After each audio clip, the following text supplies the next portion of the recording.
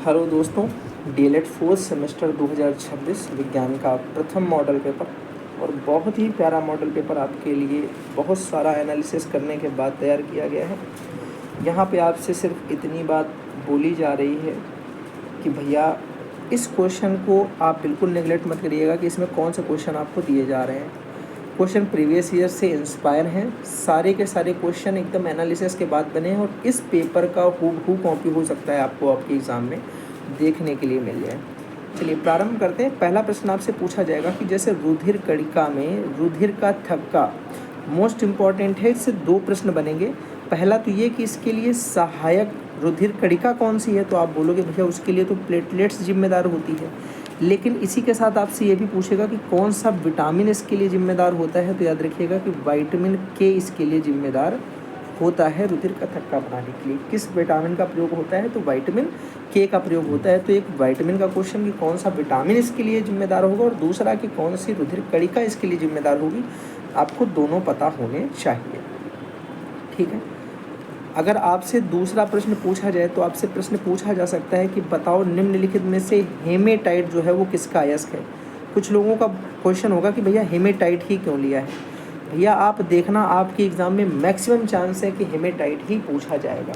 बाकी मैं आपको बता दे रहा हूँ कि अगर आपसे पूछा जाता है कि बताओ सिनेबार किसका है, कौन सा पूछा जाए सिनेबार, तो आप बोलोगे भैया ये तो Hg यानी पारे का होता है। तो अगर सिनेबार पूछा जाए तो आप पारा बोल देना। अगर बोला जाए बताओ भैया गैलेना किसका है, क्या बोला जाए गैलेना, तो आप बोलोगे भैया ये तो Pb का है। किसका, Pb यानी लेड का है। अगर आपसे पूछा जाए कि बताओ भैया पायराइट कौन सा पूछ दिया जाए, बताओ भैया टा है, ठीक है भैया। बताओ भैया पायराइट किसका है, आप बोलोगे पायराइट तो भैया जिंक का होता है। बहुत इंपॉर्टेंट है, जितने मैं लिख रहा हूँ आपके 100% इसमें से एक क्वेश्चन मैं अभी लिख के दे दूंगा कि आपके में आएगा। इसके बाद भैया आपसे पूछा जाए बताओ बॉक्साइट किसका होता है, बॉक्साइट, बॉक्साइट बोलोगे भैया बॉक्साइट तो एल्यूमिनियम का होता है।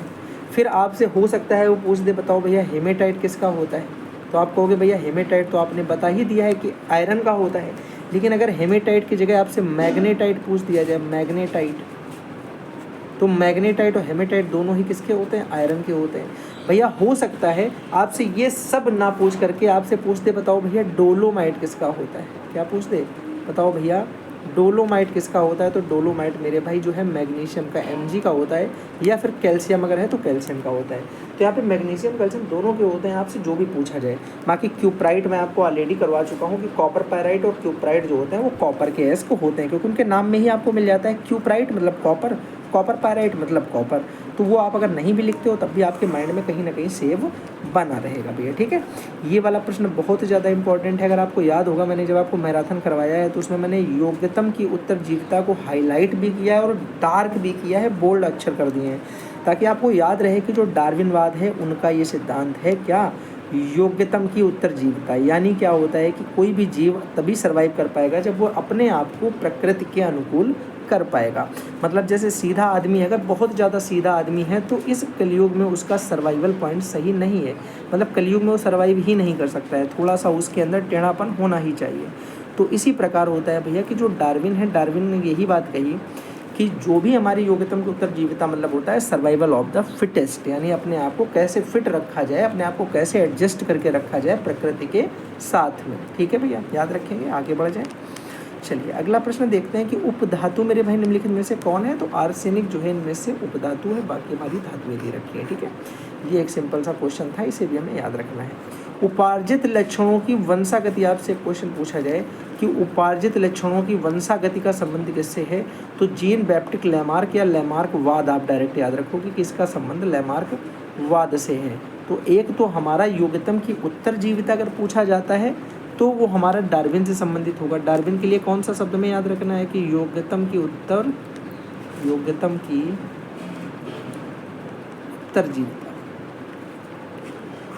ये हमें किसके लिए याद रखना है, ये हमें याद रखना है डार्विन के लिए, जो यहाँ पे हमने लिखा है कि योग्यतम की उत्तरजीविता।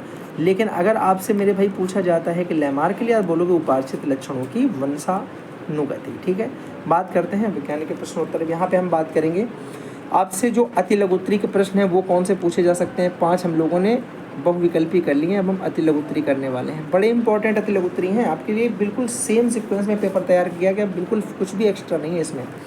आपसे प्रश्न भैया पूछा जाएगा कि सर्वग्राही रक्त समूह जो होता है वो कौन सा होता है, मतलब ऐसा कौन सा रक्त समूह है जो सर्वग्राही है, मतलब सबको ही एक्सेप्ट कर लेता है। वो बोलता है कि भैया किसी भी तरीके का खून हो तो मेरे अंदर चढ़ा दो, मैं सब कुछ डाइजेस्ट कर जाऊंगा। ये बताओ जल्दी से कौन सा होता है। तो आप बोलोगे भैया जो ए बी होता है, ए बी ब्लड ग्रुप आपको लिखना है, पॉजिटिव नेगेटिव आप नहीं लिखोगे, आप सिर्फ लिखोगे कि ए बी ब्लड ग्रुप जो होता है, क्योंकि आपके में ए बी और ओ लिख के दिया गया है, ना तो कोई पॉजिटिव बताया है ना तो कोई नेगेटिव बनाया है। ज़बरदस्ती आपको वहाँ पे होशियार बनने की ज़रूरत नहीं है। यूनिवर्सल रिसिपेंट आपसे पूछा जाता है तो आप बोलोगे वो ओ होता है। आपसे यहीं पे एक क्वेश्चन ये भी पूछ सकता है कि बताओ सर्वदाता कौन सा होता है। क्या पूछा जाएगा कि बताओ सर्वदाता कौन सा होता है, आप बोलोगे वो होता है ओ। ठीक है, सर्वग्राही जो होता है वो ए बी होता है, सर्वदाता जो होता है वो ओ होता है। अच्छा, सर्वग्राही जो ए बी होता है इसके अंदर क्या नहीं पाया जाता है, ये क्वेश्चन बहुत ज़्यादा इम्पोर्टेंट है कि इसके अंदर क्या नहीं पाया जाता है। आप बोलोगे इसके अंदर किसी भी तरीके की जो एंटीबॉडी होती है वो नहीं पाई जाती है, और इसके अंदर किसी तरीके का एंटीजन नहीं पाया जाता है, एंटीजन नहीं पाया जाता है, इसके अंदर किसी तरीके की एंटीबॉडी नहीं पाई जाती है। एंटीबॉडी क्या है, एंटीजन क्या है, मैंने आपको अपने जो मैंने मैराथन करा रखी है उसमें आपको पढ़ाया है, आप एक बार जा कर के ध्यान से उसे समझ सकते हैं। ठीक है, कोई दिक्कत नहीं है। अगला क्वेश्चन है जनित्र द्वारा ऊर्जा का रूपांतरण मेरे भाई क्या होता है। आप लिखोगे जो जनित्र यानी जो जगनेटर होता है एक्चुअल में वो करता क्या है। जगनेटर में हम लोग डालते हैं भैया डीजल या पेट्रोल या डीजल या फिर मिट्टी का तेल जो भी डालते हैं, हम इसमें ये ईंधन डालते हैं और इस ईंधन के द्वारा ये यांत्रिक ऊर्जा करके इलेक्ट्रिसिटी बनाता है यानी विद्युत बनाता है। बनाता कैसे है, अपने आप को रोटेट करके यानी यांत्रिकी रूप से मशीनरी वर्क करके। तो ये यांत्रिक को किस में बदल रहा है, विद्युत में बदल रहा है। तो हमें यही लिखना है कि यांत्रिक ऊर्जा को विद्युत ऊर्जा में बदलता है। अगर आपसे यही बोला जाए कि बताओ जो विद्युत मोटर होती है, विद्युत मोटर होती है, आप बोलोगे भैया विद्युत मोटर में हम लोग इलेक्ट्रिसिटी देते हैं और इलेक्ट्रिसिटी से हम लोग गाड़ी आड़ी चलाते हैं, मतलब अपनी मशीनें चलाते हैं, तो यानी वो यांत्रिक बनाती है। तो हम बोल सकते हैं कि भैया इलेक्ट्रिक ऊर्जा को यांत्रिक ऊर्जा में कौन बदल रहा है, इलेक्ट्रिक ऊर्जा को यांत्रिक ऊर्जा में बदलने का काम विद्युत मोटर करती है। जबकि हम ये बोल सकते हैं कि अगर हमसे कोई पूछता है जगनेटर क्या करता है या जनित्र क्या करता है, वो यांत्रिक ऊर्जा को विद्युत ऊर्जा में बदलने का काम करता है। तो यांत्रिक ऊर्जा से विद्युत और विद्युत से यांत्रिक, यानी कहीं ना कहीं जगनेटर और मोटर एक दूसरे के क्या होते हैं, विपरीत काम करते हैं, मतलब एक दूसरे के अपोजिट तरीके की जो है एनर्जी वो बनाते हैं। बात करते हैं वसा में घुलनशील विटामिन। आपसे पूछा जा रहा है कौन से विटामिन है जो वसा में घुलनशील होते हैं। याद करने का तरीका आप याद रखिएगा कि जो भैंस है वो पानी में चली गई, भैंस जो है वो कहाँ चली गई, पानी में चली गई। तो जो कीड़ा था वो कहाँ चला गया, वो चला गया वसा में यानी फैट में। कहाँ चला गया, फैट में चला गया। कीड़ा का मतलब होता है विटामिन के, vitamin E, vitamin D, vitamin A, ये सारे के सारे फैट में घुल जाते हैं। और भैंस का मतलब होता है भैंस, बी और सी, भैंस ऐसे याद रखना, ठीक है। तो बी सी जो होता है वो पानी में घुल जाता है और जो के ई डी ए होता है वो वसा यानी फैट में घुलनशील होता है। मोस्ट इंपॉर्टेंट क्वेश्चन इससे बनेगा, आप इस बात को हमेशा याद रखिएगा, ठीक है।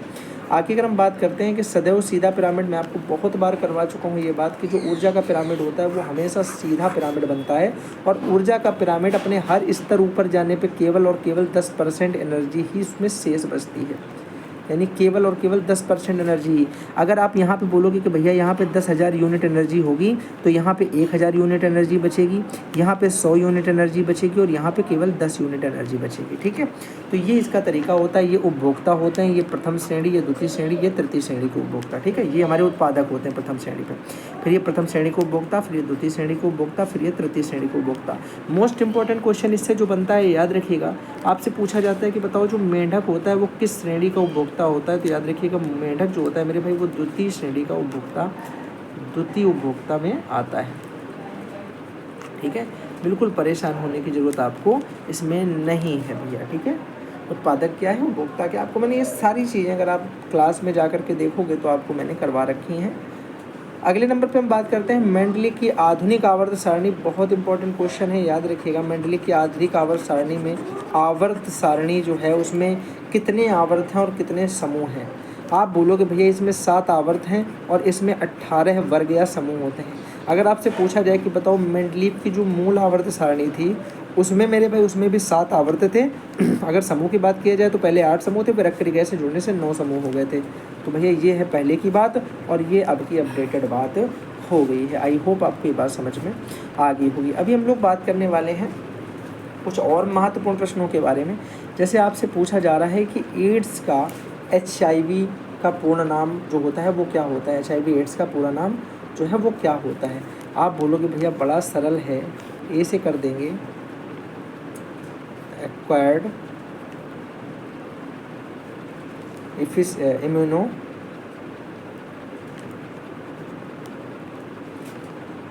Deficiency virus. ज़्यादा जूम हो गया है तो लिख नहीं रहा है, 1 सेकंड रुकिएगा। जब ज़्यादा जूम हो जाता है तो चलता नहीं है पेन, दिक्कत हो जाती है। 1 सेकंड रुकिएगा थोड़ा सा। देखिए भैया, एक्वायर्ड छोटा छोटा अलग अलग लिखना पड़ेगा, एक साथ लिखेंगे तो क्योंकि ज़्यादा बड़ी स्क्रीन कर दी है मैंने। इम्यूनो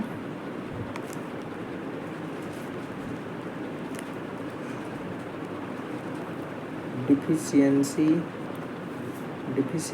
सी वाई वाला होता है ना यहाँ पे, हाँ, डिफिशियंसी वायरस, ठीक है। HIV का पूरा नाम क्या होता है, S से केवल आपको ह्यूमन कर देना है, बाकी ये I से आपका इम्यूनो डिफिशियंसी रहेगा। और इस वाले जो यहाँ पे जो है, एक सेकेंड सॉरी, यहाँ पे आपका S होता है ना, एड्स में S, तो ये सिंड्रोम होता है, ये हमारा सिंड्रोम होता है। यहाँ पे हमारा V होता है, तो यहाँ पे हमारा ह्यूमन इम्यूनो डिफिशियंसी सेम रहेगा ये वाला, और इसके बाद यहाँ पे हमारा ये वायरस हो जाएगा, ठीक है। यहाँ वायरस हो जाएगा, यहाँ सिंड्रोम हो जाएगा, बस इतनी दिक्कत होती है, बाकी सेम होते हैं। तुमने यहाँ पे लिख भी दिया, आप यहाँ भी देख सकते हो कि यहाँ पे लिखा है एक्वायर्ड इम्यूनो डिफिशियंसी सिंड्रोम, क्योंकि यहाँ पे हमारा A, I, D और S मिल जाता है, एड्स, ठीक है। और अगर आप यहीं से HIV पूछते हो तो ह्यूमन इम्यूनो डिफिशियंसी वायरस हो जाएगा। यहाँ से आपको ये H मिल जाएगा, ये I मिल जाएगा, ये भी मिल जाएगा, ठीक है। कोई समस्या नहीं इस बात में। आई होप सो आपको समझ में आ गया होगा, सिंपल सी बात थी।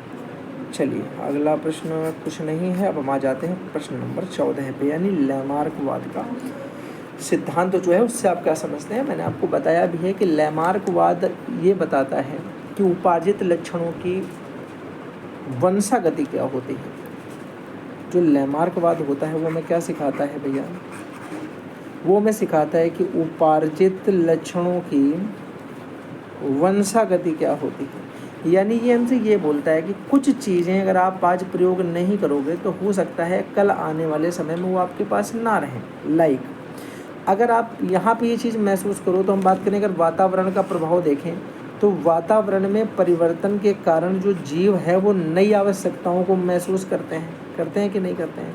इसी प्रकार अगर हम अंगों के प्रयोग के हिसाब से देखें तो आप बोलोगे जिन अंगों का जीव अधिक प्रयोग करता है उनमें विकास अधिक होता है, जो वह प्रयोग नहीं करते हैं वो धीरे धीरे विलुप्त हो जाते हैं, उनका उपयोग खत्म होगा तो वो धीरे धीरे क्या हो जाएंगे, गायब ही हो जाएंगे। जैसे कि आपसे अगर मैं बोलूँ कि जैसे हिरन होता है, हिरन के तरीके ही एक जीव पहले हुआ, उसकी अपनी गर्दन का ज़्यादा प्रयोग किया तो वही जीव अपना आगे चल के जिराफ बन गया, उसकी गर्दन बहुत लंबी हो गई, ठीक है। ये वाली बात हो गई। वहीं अगर मैं आपसे बात करूँ जो चिड़िया होती हैं, चिड़िया के पहले मान लो ये हाथ होते थे, वो कम यूज करती थी, उड़ने में ज़्यादा यूज करेगी तो यही हाथ उसके पर बन गए, यानी जो है पंख बन गए, ठीक है, पंख बोल सकते हो आप। इसी प्रकार अगर आप बोल सकते हो मनुष्य है, मनुष्य के पहले पूंछ हुआ करती थी। आपने पढ़ा हनुमान जी को आपने देखा है, जब हम लोग वानर की तरह होते थे, आदिमानुष वगैरह आदिमानव होते थे तो हमारी पूंछ होती थी। हम लोगों ने उसका उपयोग बंद कर दिया। अब हमारे पास पूंछ की हड्डी जो है जस्ट बोन टेल जिसे बोलते हैं, वो हमारे पास जो है वो क्या हो गई, धीरे धीरे विलुप्त हो गई पूंछ इंसान से ना।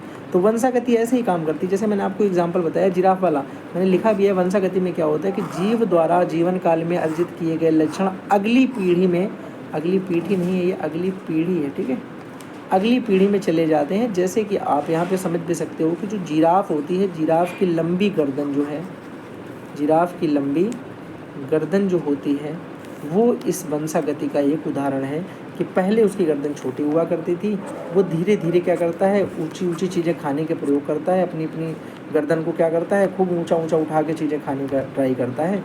तो इससे क्या होगा, उसकी जो है मेरे भाई गर्दन लंबी हो जाती है। अगर हम थोड़ी सी बात करते हैं खाद्य श्रृंखला और खाद्य जाल के बारे में, मोस्ट इंपॉर्टेंट क्वेश्चन है सभी के लिए, मैं बता दे रहा हूँ कि खाद्य श्रृंखला और खाद्य जाल वाला क्वेश्चन आपसे 100% भैया पूछा जाने वाला है। आप बोलोगे खाद्य श्रृंखला एक बड़ा सरल श्रृंखला होती है कि जीवों का जो फूड चेन होती है, जैसे जीवों को एक दूसरे के खाने की जो सीधी श्रृंखला है, जो सीधी श्रृंखला है, उसे हम खाद्य श्रृंखला बोलते हैं। जीवों के एक दूसरे पर भोजन के लिए निर्भर होने की जो सीधी श्रृंखला है, उसे हम क्या बोलते हैं? खाद्य श्रृंखला बोलते हैं। सिंपल सी डेफिनेशन बताइए, एकदम सरल वाली। लेकिन भैया खाद्य जाल क्या होता है? खाद्य जाल में बहुत सारी खाद्य श्रृंखलाओं का जो जटिल जाल होता है, जो जटिल जाल होता है, उसी को हम बोलते हैं खाद्य जाल। तो खाद्य श्रृंखला और खाद्य जाल क्या है, बड़े आराम से समझिएगा भैया। नंबर 1 पे अगर हम खाद्य श्रृंखला की बात करते हैं तो आप बोलोगे भैया खाद्य श्रृंखला यह जीवों की वह सीधी श्रृंखला या कड़ी है जिसमें एक जीव दूसरे जीव को खाता है, और इसी प्रकार ये क्या होता है, ऊर्जा का स्थानांतरण एक से दूसरे की तरफ होता चला जाता है। जैसे पहले घास को किसने खाया? हिरन ने खाया। हिरन को किसने खाया? शेर ने खा लिया। तो ये एक सीधी श्रृंखला, सीधी कड़ी बोलेंगे हम लोग। क्या बोलेंगे कि एकदम भैया सीधी कड़ी हमारी ये तैयार हो गई है, किस तरीके से किसने किसको खाया, और ये हमारी एक सीधी श्रृंखला तैयार हो गई। लेकिन खाद्य जाल क्या होता है? जब कई प्रकार की खाद्य श्रृंखलाओं का जटिल जाल तैयार होता है, कई प्रकार की खाद्य श्रृंखलाएं आपस में जुड़ करके एक जटिल जाल जैसी संरचना बनाती हैं, तो हम उसे क्या बोलते हैं? तो हम उसे खाद्य जाल के नाम से जानते हैं। और आई होप अब मैं आपको ये चीज़ समझा पाया हूँगा कि खाद्य श्रृंखला और खाद्य जाल में एक्चुअल में अंतर क्या होता है। यहाँ पे अगर आप ध्यान से समझोगे तो आप इस चित्र से ये चीज़ समझ सकते हो कि खाद्य श्रृंखला और खाद्य जाल में एक्चुअल अंतर मेरे भाई जो है वो क्या है। एक्चुअल अंतर अगर आप समझना चाहते हो तो आप यहाँ से मेरे भाई थोड़ी सी कोशिश करोगे, आप समझ जाओगे। एक सेकंड रुकिएगा। अब यहाँ से मैं आपको समझाने की कोशिश करता हूँ खाद्य श्रृंखला और खाद्य जाल। जैसा कि भैया खाद्य श्रृंखला एक सिंपल सी बात होती थी कि इस पेड़ को ये खरगोश खा लेगा, इस खरगोश को मेरे भाई जो है मान लो कि इस खरगोश को ये खा लेगा, जो भी ये जानवर है ये खा लेगा, ठीक है। ऐसा एक सिंपल सा चाल होता। तो मैंने कहा कि भैया इससे इस पे गया और इससे इस पे चला गया, तो ये हो गया मेरा खाद्य श्रृंखला। अच्छा, खाद्य जाल क्या होता है? खाद्य जाल हमसे बताता है कि जब बहुत सारी खाद्य श्रृंखलाएँ बन सकती हैं। जैसे भैया ये क्या था? घास और पेड़ थे। पेड़ या घास को मेरे भाई कौन खा सकता था? खरगोश खा सकता था। या फिर इनको टिड्डा इड्डा भी खा सकते थे। फिर मेरे भाई टिड्डा को कौन खा सकता था? चूहा खा सकता था। चूहे को कौन खा सकता था? चील उठा ले जा सकती थी। चील को मेरे भाई बैठे हुए कोई जानवर पा जाएगा तो वो खा जाएगा, ठीक है। यहाँ से पेड़ को मैंने कहा मधुमक्खी जो है पेड़ से शहद वहद लेके जा रही है, पेड़ों से कुछ बना रही है, फिर इसको चिड़िया खा जा रही है, फिर चिड़िया को कोई खा जा रहा है, उसको फिर बाज कहीं खा जा रहा है। मतलब एक तरीके से कोई किसी को भी खा सके। आप सिंपल तरीका याद रखो कि किसी को कोई भी जब खा जा रहा है, इस टाइप की जब सिचुएशन बन जा रही है, तो कई सारे जाल यानी कई सारे उसके मेथड बन जा रहे हैं कि भैया ये इसको भी खा सकता है, ये इसको भी खा सकता है और ये इसको भी खा सकता है। तो उस कंडीशन पे हम बोलते हैं उसे खाद्य जाल बोलते हैं। क्या बोलते हैं? वो खाद्य जाल बोलते हैं। नेक्स्ट नंबर पे जैसे देख भी लो, मैं आपको यहाँ पर उदाहरण से समझा भी देता हूँ कि खाद्य जाल में एक सिंपल सा मैंने बताया, जैसे लीफ है, लीफ को मेरे भाई डियर खा रही है और डियर को मेरे भाई लॉयन खा जा रहा है। ये एक सिंपल सा आपको जाल दिख रहा है। लेकिन अगर मैं इसको ऐसे बना दूं कि जो लीफ थी इसे यहाँ पे डियर ना खा करके गोट खाएगी, फिर इस गोट को मेरे भाई क्या बोलते हैं? इस गोट को जो है फॉक्स, लोमड़ी खाती है क्या? नहीं, जैकॉल खाता है, भेड़िया खा लेता है, ठीक है। तो जैकॉल यहाँ पर रख दो कि जैकॉल जो है वो खा जाता है, ठीक है। जैकॉल को मेरे भाई फिर से हमने आके यहाँ देख लिया कि क्या शेर खा जा रहा है। तो इस तरीके की जब बहुत सारी सिचुएशन निकलेंगी, फिर मैंने कहा कि इस जो पत्ती है, इस पत्ती को रैबिट यानी खरगोश खा जा रहा है, फिर इस खरगोश को मेरे भाई बिल्ली खा जा रही है, फिर इस बिल्ली को एक कुत्ता खा जा रहा है, कुत्ता, फिर उस कुत्ते को भाई शेर मार दे रहा है, ठीक है। तो इस तरीके की जो भी एक सिचुएशन बन रही, जो कई सारी चैन को आपस में जोड़ के बनती है, इसे हम क्या बोलते हैं? इसे हम बोलते हैं खाद्य जाल। तो खाद्य श्रृंखला एक सीधी श्रृंखला और खाद्य जाल थोड़ा सा उससे जटिल काम हो जाएगा, ठीक है। अगला प्रश्न आपसे प्रश्न नंबर 16 की बात हो रही है और प्रश्न को बड़े ध्यान से पढ़ेंगे और आराम से इसे करने की कोशिश करेंगे। आई होप आपको सब कुछ समझ में आ रहा होगा जो मैं बता रहा हूँ। बिल्कुल सरल भाषा में, कोई ज़बरदस्ती वाली चीज़ें नहीं, कोई ज़्यादा रटने की चीज़ें नहीं करनी है। अगला नंबर आपसे पूछा जा रहा है कि लाल रक्त कणिकाएँ जो RBC होती हैं उनसे आप क्या समझते हो? आप बोलोगे भैया RBC जो बच्चे होते हैं, जो भ्रूण अवस्था में होती है, RBC का निर्माण यकृत में होता है। वयस्कों में RBC का निर्माण मेरे भाई अस्थि मज्जा में होता है। कहाँ होता है? अस्थि मज्जा यानी बोन मैरो में होता है, अस्थि मज्जा में होता है। ये बात तो होगी इसके निर्माण की। RBC का निर्माण, इसका समय जो होता है मेरे भाई कितना होता है? 120 डेज तक का इसका टाइम पीरियड होता है। इसके समापन की तिथि मतलब एक तरीके से जो ख़त्म होती है। प्लीहा में मेरे भाई क्या होता है? सेल्स एंड होते हैं जाकर के जो होते हैं, इसलिए हटा दो यहाँ से, इसको बैंक बोलते हैं आई थिंक, ठीक है, उनको हटा देते हैं, अभी इसके बारे में नहीं पढ़ते हैं, नॉर्मल चीज़ें पढ़ते हैं जो आपको याद रहे। लाल रक्त कणिकाओं में लाल रंग के कारण क्या होता है, हीमोग्लोबिन होता है,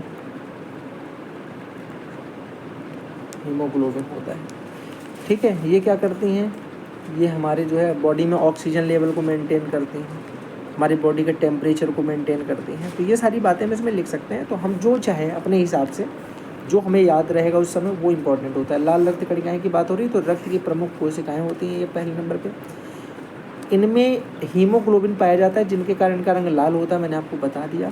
दूसरे नंबर पे प्रमुख कार्य इसका होता है फेफड़ों में ऑक्सीजन यानी बॉडी में ऑक्सीजन लेवल के क्या करना, मेंटेन करना, बॉडी के अन्य पास तक पहुंचाना। स्तनधारियों की अगर बात करते हैं तो आरबीसी में केंद्रक यानी न्यूक्लियस जो है वो पाया जाता है, इनका जीवन काल लगभग 120 दिन का होता है, मैंने आपको बता दिया।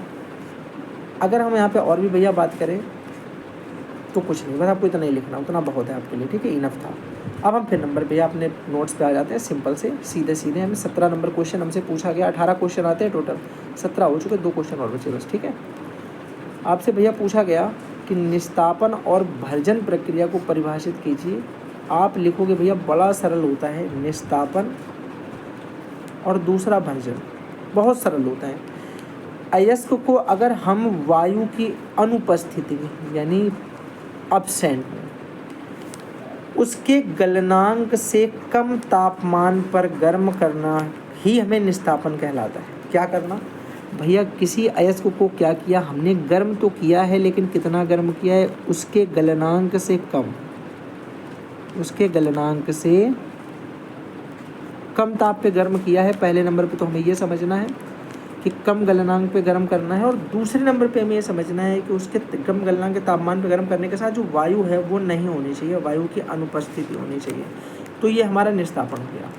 अच्छा, यहाँ पे भर्जन थोड़ा सा अलग है। भर्जन में सिर्फ क्या, इस वायु को उपस्थित कर दो, सेम कार्यक्रम भर्जन कहलाएगा। भर्जन और निस्तापन जो है उसमें आपको देखोगे तो जो वायु है वही डिपेंड ज़्यादा कर रही है। जैसे आप जब भर्जन की प्रक्रिया कर रहे हो तो अयस्क को वायु की यहाँ पे उपस्थिति यानी यहाँ पे प्रेजेंस है बस, बाकी देखना सब सेम होता है। गलनांक से कम तापमान पर ही हम गर्म करेंगे और ये भर्जन कहलाएगा। यहाँ भी गलनांक के कम तापमान पर गर्म कर रहे थे, निस्तापन कह रहा था, पर अनुपस्थिति या सीमित मात्रा थी, और यहाँ पे उपस्थिति यानी वहाँ पे हमें वायु चाहिए भर्जन में। तो बस इतना सा आपको अंतर याद रखना है कि जब अयस्क को वायु की उपस्थिति में हम गर्म करेंगे तो वहाँ पे भर्जन होगा, वायु की अनुपस्थिति में अगर उसके गलनांक से कम ताप पे गर्म करेंगे तो वहाँ पे निस्तापन होगा। तो ये भर्जन हो गया, ये निस्तापन हो गया, बात खत्म। कोई दिक्कत बोलोगे, कोई दिक्कत नहीं, बात समझ में आ गई भैया। अगर आपको याद होगा, आपने हमारी क्लास देखी तो आपको शुष्क सेल के चित्र मैंने वहाँ पे समझा दिया, सीसा संचयक सेल भी बता दिया। जिन्होंने नहीं देखा वो याद रखें, हमारी क्लास जा कर के ज़रूर मेरे भाई देख लें, वो बड़ी प्यारी क्लास है, उसमें आपको सारे के सारे चित्र बता दिए गए हैं। प्राथमिक सेल से आप क्या समझते हैं, बड़ा प्यारा प्रश्न है, बड़े ध्यान से सुनिएगा। प्राथमिक सेल क्या होता है, ऐसे सेल जिन्हें एक बार प्रयोग किए जाने के बाद बार बार आवेशित किया जा सकता है, बार बार आवेशित करके प्रयोग में लाया जा सकता है। ये मेरी सिंपल वाली डेफिनेशन है जो आपको याद करनी है। ऐसे सेल जो बार बार आवेशित किए जा सकते हैं वो द्वितीयक सेल कहलाते हैं, ठीक है, याद रखोगे। तो द्वितीयक सेल कौन से, अरे भैया सॉरी हाँ, द्वितीयक नहीं, प्राथमिक लिखना है, ओके, प्राथमिक लिखना है। ऐसे सेल जो बार बार आवेशित नहीं किए जा सकते हैं, बार बार आवेशित नहीं किए जा सकते हैं, एक बार प्रयोग होने के पश्चात, एक बार प्रयोग के पश्चात खराब हो जाते हैं, वह क्या बोले जाते हैं, वो होते हैं प्राथमिक सेल। अब देखो मैंने आपको द्वितीयक जो बताया वही है, बस बार बार आवेशित किए जा सकते हैं, आवेशित किए जा सकते हैं बार बार, तो वो द्वितीयक हो जाएगा। प्राथमिक एक बार आपने आवेशित भैया जो आया आपके, आपने यूज किया फिर उसको फेंक दिया। एग्जाम्पल में आप लिख सकते हो, जैसे घड़ी का जो सेल होता है, आपने देखा घड़ी का cell use and throw type का होता है, अगर एक बार ख़त्म हो गया तो बस फेंक दो उसको। जबकि आप मोबाइल की बैटरी अगर देख लो, मोबाइल फ़ोन की जो बैटरी होती है उसको भैया आप एक बार चार्ज करो, ख़त्म हो जाए, फिर से चार्ज कर लो 100%, फिर ख़त्म, फिर चार्ज कर लो। सिंपल सी बात है भैया। एक उदाहरण आपको सही तरह वर्णन बोला जाए तो आप भैया शुष्क सेल का एग्जाम्पल दे सकते हो, बिना किसी प्रभाव के, बिना किसी दबाव के। आप बोलोगे भैया जो शुष्क सेल होता है वो इसका एक एग्जाम्पल है। शुष्क सेल हमने आपको अच्छे से बताया कि भैया ये ऊपर क्या लगा होता है, पीतल की टोपी लगी होती है। भैया ये कौन सा हिस्सा है, ये वाला हिस्सा कौन सा है, ये वाला हिस्सा कौन सा है। तो यहाँ पे मेरे भाई जिंक और जस्ते पास्त्र वाले एनोड लगे होते हैं। यहाँ पे अमोनियम क्लोराइड और N4Cl की ले यानी पेस्ट भरा होता है। साथ ही साथ यहाँ पे मेरे भाई मैग्नीशियम ऑक्साइड और कार्बन का पेस्ट चूर्ण भरा होता है। साथ ही साथ ये वाली मेरे भाई जो होता है इससे ये क्या होती है, ये कार्बन छड़ होती है, जो कि हमारा ग्रेफाइट छड़ बोलते हैं। ये किसका काम करती है, पॉजिटिव काम करेगी। इसके बाद मेरे भाई यही ऊपर जाकर के पीतल की टोपी से लग के पॉजिटिव सिरा बनाएगी, और नीचे वाले हिस्से पे जो जस्ता का पूरी बॉडी है ये हमारा नेगेटिव यानी एनोड का काम करती है। और यहाँ पे ये हमारी सील लगी होती है। ठीक है, तो ये हमारा चित्र इंपॉर्टेंट है, आपसे पूछा जा सकता है। मैं बार बार चिल्ला के बोल रहा हूँ कि शुष्क सेल आने के चांस हैं, HIV वायरस आने के चांस हैं, आपसे जो है सींचा संचयक सेल आने के चांस हैं, परावर्तनी भट्टी आने के चांस हैं, साथ ही साथ आपकी वात्या भट्टी का चित्र आने के चांस हैं। आपसे धारावाही प्रणालिका पूछी जाएगी, इसका बहुत ज़्यादा चांस है। आपसे पूछा जा सकता है कि बताओ भैया जो है बल्ब, विद्युत बल्ब क्या है, उसका चित्र बताओ, आप बनाना पड़ेगा। विद्युत मोटर अगर आपको पता चल जाए तो वो भी आपको बनाना पड़ सकता है। ये कुछ महत्वपूर्ण चित्र हैं। इसी के साथ हम लोगों ने पूरे 18 के 18 भैया प्रश्न कर लिए हैं। आई होप तो आपको मजा आई होगी क्लास में। बेहतरीन क्लास थी, आपको बढ़िया तरीके के मैंने नोट्स भी दिखाए, बढ़िया चित्र वाले नोट्स थे, आपको मज़ा भी आई होगी, आप बोर नहीं हुए होगे, इतना तो मैं समझ सकता हूँ। ठीक है, इसी के साथ में थैंक्स फॉर वॉचिंग। आखिरी में मैंने एक बार ये चित्र और दे दिया है, अगर आप जिन लोगों को लगता है कि उसमें समझ में नहीं आया तो वो स्क्रीनशॉट इसका ले सकते हैं। सिंपल सी बात है, वही जो मैंने बताया वही यहाँ पे है कि पीतल की टोपी मेरे भाई कहाँ पे लगी हुई है, ऊपर लगी हुई है। ये हमारा पॉजिटिव हिस्सा होता है। पिच या सीलिंग इसको बोला जाता है। इस वाले हिस्से को अगर आप चाहो तो याद रख सकते हो, जो साइडों में रहता है। ठीक है, कार्बन की छड़ जो कैथोड होती है पॉजिटिव का काम करेगी, इसमें ऊपर जा कनेक्ट होती है। यहाँ पे अमोनियम क्लोराइड और मेरे भाई ZnCl2 की लेई भरी होती है, मैंने आपको बता दिया। मैग्नीज ऑक्साइड और जो विभाजक का काम करता है, विभाजक परत होती है जो हमारे जस्ते वाले पार्ट को और कार्बन के जो कैथोड वाला पार्ट काम कर रहा है, यानी जो हमारा ग्रेफाइट का कार्ड है उसको अलग अलग रखता है। जस्ता का पात्र हमारा पूरा एनोड का काम करता है, नेगेटिव का। ऋण सिरा हमारा नीचे होता है जो सील में नीचे बना होता है। तो ये हमारा एक छोटा सा चित्र है जो आपको आई होप समझ में आ गया होगा। इसी के साथ में भैया फिर मिलते हैं अगले किसी सेशन के साथ में। तब तक के लिए bye bye, thanks for watching. जो लोग नए हैं चैनल को सब्सक्राइब करके जाएंगे। इसी प्रकार के और भी अगर मॉडल पेपर चाहिए तो कमेंट बॉक्स में मॉडल पेपर 2 लिख करके मुझे जल्दी से भेज दीजिए। और इसी के साथ में भाई पढ़ते रहिए, मस्त रहिए, एकदम बढ़िया पेपर दीजिए जाके। और फिर मिलते हैं अगले किसी नए सेशन के साथ में। तब तक के लिए bye bye, thanks for watching. और हाँ, अगर नया हो तो चैनल को सब्सक्राइब जरूर कर देना और वीडियो को लाइक ज़रूर कर दिया करो, क्योंकि काफ़ी मेहनत लगती है इस PDF को तैयार करने में। चलिए बाय बाय।